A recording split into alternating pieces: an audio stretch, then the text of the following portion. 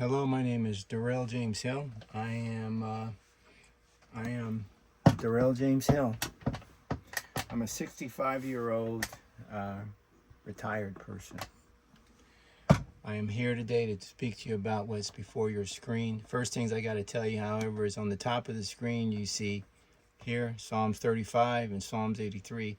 The Father, let me introduce myself more clearly. I am a son of God, Darrell-James Hill, Ohioan, kinsman redeemer, et al. As I'm the President for the United States of America, 1787, President of the United States of America, 1863, acting officer, because that offices were left empty by Donald Trump in 2021 AD. And we could not leave them open, or they'd take it. If they left the people's offices unmanned, then they would have foreclosed on your country and put you into a conservatorship, because no ward or no sovereign, no person, that meaning state, countryman, would have been able to stand for you. Somebody had to do it, and I did it. So that's done. Okay, the warnings now. One more important thing. I am the ambassador, trustee of Concession 1213 by the appointment of Almighty, Lord Almighty, and that's Yeshua the Messiah. He's also the covenanter of the Declaration of Independence with the people of 1776. Okay, so the warnings. Psalms 35 is a warning the Father gave me some time ago. And he had me to declare it and decree it in the mighty name of Yeshua. And I said, okay, when that takes care of people who bother me in some way. Now, the second thing he had me do was very recent, August 24th, 2024. He had me to declare and decree Psalms 83. And I said, wow, that's bookends, but this is the thing. He knows I don't have the desire to hurt any American. I want everybody to be okay, not because I'm just a kumbaya guy, but because I know it's in the best interest of us all that you be well, and I like people. So he knows I won't point at you and say, stop that, or I won't. So he says he's going to protect me. So please be careful. If you're in a room full of people and you want to test that out and somebody's mouthing off, just don't do what they're doing. And then if you want to see what happens to them, if you just want to sit back quietly and watch, that'll be Psalms chapter 7, and you will see it. And then you will know what I'm telling you is correct. Don't be that person, though. I don't advise that at all. Okay, quickly. The title of this document here is Family Talk to the Bar Members Family. Okay? And I begin to that's what that is. I begin to illustrate as best I can and to quickly describe and I'll have to read this in a short period of time so you can review it. And I'll put this up on the I know I'll put it up on the Twitter site and some other places, but you can find it. I don't know how to turn on the question thing on the YouTube, so until I learn that, you can't say anything to me. All right, so the Family Talk to the Bar Members Family. That's what this is about. What are bar members? Bar members means British Accreditation Registry. They are of a foreign sovereign alliance or allegiance. Okay? And this is the other side of that equation is Americans. Where do the bar members come? All from all over the place. So the ones I'm talking about are the ones birthed in the United States of America. Okay? Born Americans. So Americans are what? State countrymen. So Idaho, Alaska, maybe Illinois, Ohio, Virginia. The United States of America, Declaration of Independence, 1776 allegiance. Now, the Constitution is that Constitution. That means you put something together. Where you put the people, and you put them together in a covenant with God, and you created what? Declaration of Independence of 1776. Now, what's the difference between a bar member and Americans? And there's a whole lot of Americans, and there's very few bar members born, because the Americans are both obviously born in the United States of America. So, birth, state, countryman, United States of America, Declaration of Independence. That's who we are. What? You're born sojourners of the Most High God. When we got here, we're babies. We can't do anything. We're settlers. We're incompetent. Our standing in the community is a baby. As you grow up and get a little older, your standing changes. You become a grantor. You're still a ward, which is an incompetent person. However, you're a child, and when you're starting to make decisions, you get older, so forth, go on, you go to college, do all these various things, and you have a choice to make. The choice is to stay a ward. As a grantor, you choose that, or a grantor, you choose to be a sovereign, just like you do to wear a blue shirt or a red shirt. Sovereign, however, means your competent standing. Competent standing is oversight. Oversight of what? Oversight of the United States of America Declaration of Independence, 1776. That's why it's living. You know what's living? You are. Therefore, it is. That's what you inherit. It's your job when you grow up. It's like keeping the farm. Okay, so down here is some little more close stuff. Birth, born, status.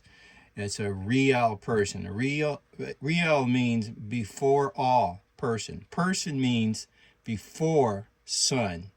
Okay, that's the law. So, by the definition of law, there's another birth here in America. It's called birth and born, and it has to do with more fictitious things. So none real, not before all. It's a fiction, and the person, when they refer to there, is a duty obligation as a birth born person. And so when they say person, there's a person, that means they have the obligation to perform at the level of this. And that happened in 76. I was in high school at the point. Okay, just graduating. I don't know what they were doing, or a year or so out of it. Okay, so the birthborn portion the birthborn is a statute thing. It's a reference for the birthborn person equals.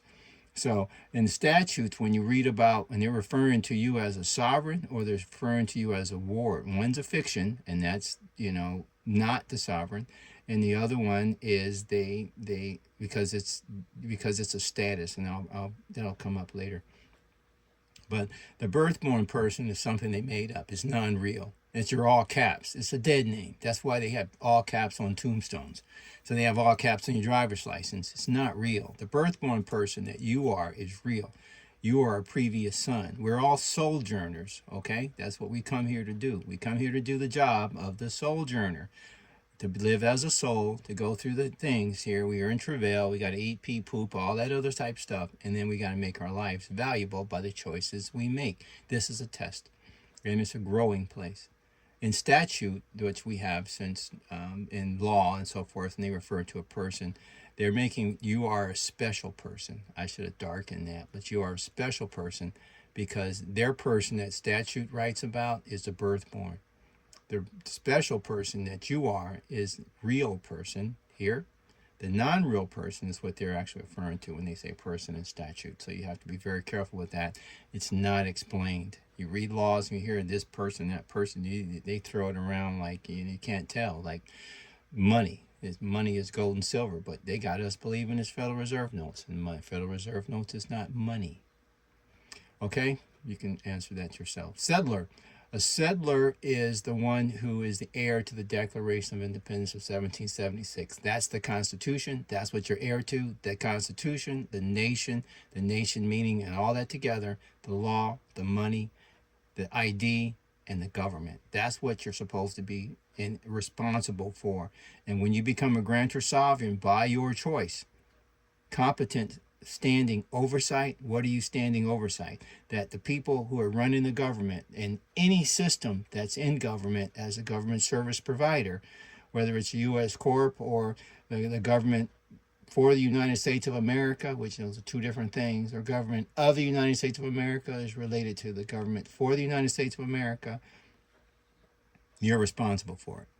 Okay? So settler matures, becomes a grantor. You saw that, you're a baby, then you become a grantor. And then become a grantor, you decide you want apple juice or something else, No, apple juice, want banana, whatever. You're starting to make decisions, and it just continues until you have to choose to be a ward, remain incompetent, or a sovereign. I've chosen to become a sovereign, which makes me have oversight and responsibilities with the oversight. So incompetent, choice, or impaired, or otherwise non-capable of the oversight of the nation. That's what a ward is. Most people are wards. If you're a ward, you need to change that. That's a choice. You by not choosing, you make it. Sovereign. Sovereign is a DOI, Declaration of Independence, 1776, and all the stuff. Oversight. It's a right and It's a duty in despotism. Now, United States Corp, which is not the corporate, it's not for the United States of America. That's two different things. They are doing a couple of problems we will now begin to address. Okay, first, a small history. State countrymen of the United States of America Declaration of Independence was decided in 1782, 1783. American Revolution happened around that time, but 1783 we got free. That's when the trustees of the Concession 1213, which precedes the Declaration of Independence, said, okay, you guys can go be United States of America, because they were not afraid of you. They're afraid of God. The Covenanters who they're afraid of, okay? And so American Civil War happened. Why? Because you never did the Declaration of Independence. What you did, you locked up the Southern Kingdom of Israel, called them Negroes, and humiliated them. You never did it, okay? Yeshua is their brother. The Covenanter, Almighty God, is Judah. How does that look to him? Okay. Anyway, come after that, and these are all periods of times where they gain control over you. The American Revolutionary War, you wound up in debt. The American Civil War, you wound up in debt. After that, they came with the Bank Conservation Act. There's nothing to make you debt, so they crashed the society, and then they did a Bank Conservation Act, and they called it a New Deal. What's the deal? You see, the government bankrupted by the Federal Reserve Act and the Federal Reserve Bank. That's a lot of written information on that. People are afraid to say it, particularly people who can understand it, which are our bar attorneys. And so then the people's property was taken for the surety. They did that by gaslighting you, saying it's all your fault, you did it because you ran on the banks. How are you going to run on the banks? Where's the money you put in there? It wasn't there. You know why it wasn't there? Because that's the purpose of what they set up. Okay, so what they played, what's the deal? The deal is one. Fiat currency. What is that? Initially started backed by gold, then later backed by nothing. Then it was backed by oil, and now it's backed by nothing, and it's collapsing around your ears. That's why your price is going higher and higher and higher. You will never be able to earn enough by whatever they paying you in Federal Reserve notes to survive in this economy. You will die. So you have to change all your contracts to gold and silver. That stabilizes your value, and that allows you to afford your families. Okay. Second thing, presumption. You're guilty until proven innocent. Why? Because you're a ward. You don't know what the heck's going on. You're incompetent. The third thing that they came up with then is the social democracy, statutory law. So when they walk you into a place, you're guilty until proven innocent, and they're doing social democracy, statutory law. Presumption is that you're ward status and incompetent. So what? One, you don't know how to do, you don't know what they're saying. I'll be honest with you, you really don't. And then you think you do. Like law and fact and law will not be tried in court. You don't. It sounds like you know what it means, but you don't. Okay, so presumption, ward status, you become incompetent. They're running something called social democracy. You're expecting them to say life, liberty, and pursuit of happiness, and then you say, well, I have constitutional rights. Well, you don't. You don't have constitutional rights. The Constitution was to set up the government so the government could do the job. The job is maintain the United States of America Declaration of Independence, because that is where the authority came from. Okay? It's called derived authority, not this, not social democracy. This came in with something that we mentioned before. People who really want to control the world, and they run the bar. Okay? So, BCA over is in 1933, after 70 years, that's 2003, and what we're doing, we're like trying to elect Baby Bush over his cousin, this other guy, and they were driving around talking about Chads and crap, and they had nothing to do with nothing. It's so long ago that it was not so long ago, it's 20 years ago, but then you start to notice that what happened was they got you upstage watching a truck on some media channel drive up I-75 from Florida to Washington. This is insane. I'm like, who's going to be watching something like that? You know, some people did. I guess I saw a piece of it. Okay, so 2003, the U.S. Corp had no contract. Contract was over. There is no New Deal at that point. Okay? 2003 U.S. Corp, they did not restore the Republic, which means they had to give back your money, your rights, And what was going on at that time? Your property, all your property, they did not do it. Who was in office? A guy, a baby Bush, a man, right? Not in a bar guy. Who put him in office? The court. Why did the court? How would the court, full of bar members, put a man in office? Because a man has to decide not to give you back your stuff. They couldn't put a bar guy in. The other guy was a bar guy. Okay, his cousin. Okay, so the third thing, what does that mean? 2003, come March, insurrection. What's insurrection? War, violation of the law. Did you know that? Why? Good question. The why is because of the surety for all the property, the land, the money. That's for the reason why. It's simple, right? But you don't have any idea how much money this is. This money has been stacked up in the thousands in gold and silver for 90, 2003 to now. It should have been over at 70 years. We're at 2 and a 1. 91 years of building up gold and silver. 90% of everything the Federal Reserve Bank did went into your trust fund. You are a gazillion rich, and they don't want you to have the money. As a matter of fact, they believe the money should be theirs because they put it there. But they put it there on your investment, and they were trying to rip you off. But God, over this nation, has turned it to something good for your benefit.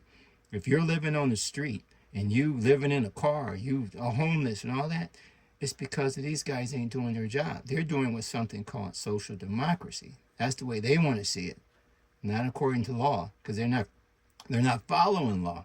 What contract do they have to follow? Social democracy, whatever they think. And so how can they do that? Because you agree. For instance, who let all those people across the border? Simple answer, after you do all your math, you did. You know why you did? Because you sat back trying to let them be your daddy, and they're not your daddies. They ain't your friend. They're social democracy, and they've been fighting you since 1775. And in there, that's when the war began. Why? You know who these people are? Same people. Trying to do this social democracy? Same bar people. Okay? Look it up. Ask attorneys. Ask your attorneys. They're not Americans. They're not Americans, okay? So, okay, moving on. D.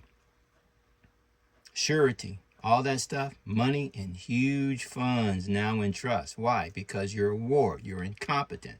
They can't give it to you. It's like giving a Maserati to a 9-year-old who wants to go fast.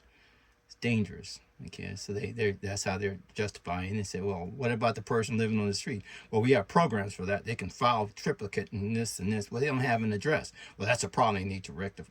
Come on. Who's taking care of the ward? Nobody. You know who's going to take care of the ward? You and I are. If you get off your butt, that's what you will do. Okay? The wicked love money. Trust goes to the US of A state countryman heirs, no matter what happens. If everybody in the state boundaries of Ohio dies, who owns Ohio? Everybody from Ohio who's not in the state of state of Ohio, right? We own it.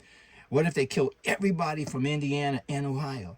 Everybody. Who owns Indiana and Ohio?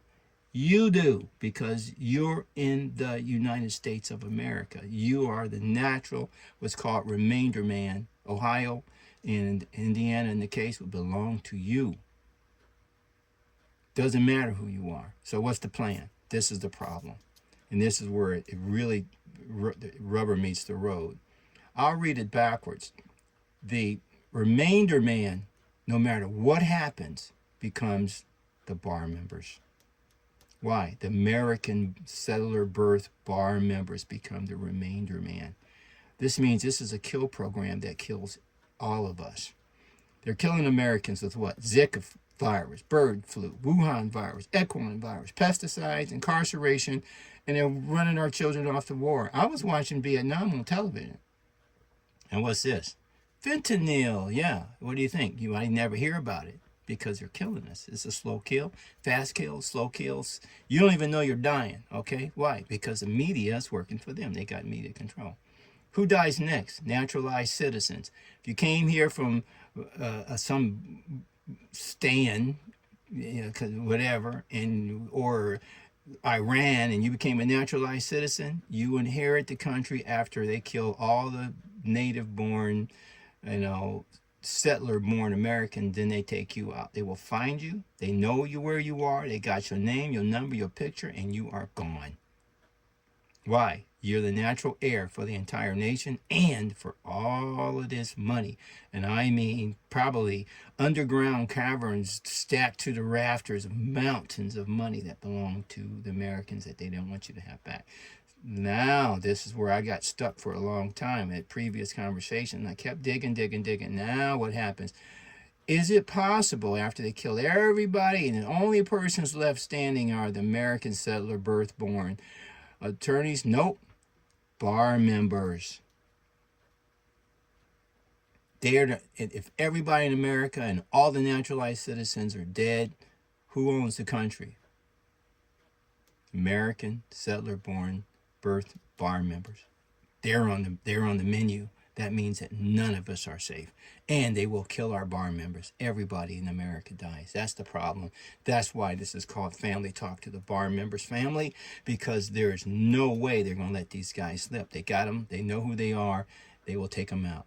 Let me tell you what a bar member is. A bar member is an agent of a foreign sovereign allegiance. Okay? He is not an American. They had to give that up to take the bar membership, which is a violation of United States Constitution since 1809. So they changed it. The 13th Amendment is no bar members. Okay? They changed it to involuntary servitude. So what are we talking about here? We're talking about voluntary servitude under the bar, run by the bar. You go to a court, and the guy standing up in front of you, being indignant, has had your trust fund and making you suffer, therefore, essentially for 21 years. Some of the people that come before him aren't even 21 years old, don't even know what's happening. And the rest of us are dumbed down. So that's about all I can tell for you right now. Hope this isn't too long. And shalom.